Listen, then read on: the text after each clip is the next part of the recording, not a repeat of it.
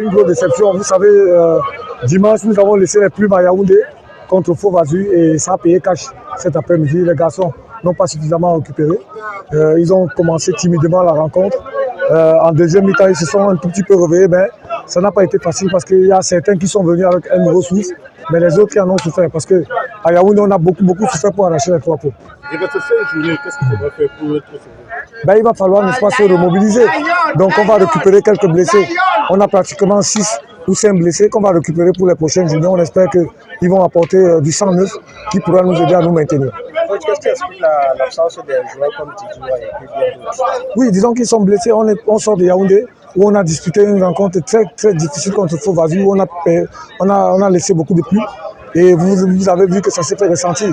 Donc il n'y a pas que Didiwa qui est absent, il y a Dika qui est absent, il y a Fanga qui est absent, c'est toute une équipe. Donc on espère que la prochaine fois ça va bien se passer. Qu'est-ce qui explique la somme de Laurent Djamil? Laurent Djamil est rentré de Yaoundé étant malade. C'est dû à la rencontre même qu'il a pu se remettre. Mais on espère que pour les prochaines rencontres, il sera prêt. Mais sinon on a travaillé ensemble, on a préparé l'équipe ensemble. D'ailleurs il est à côté de moi. Et on espère que la prochaine fois il va tenir lui-même sa place.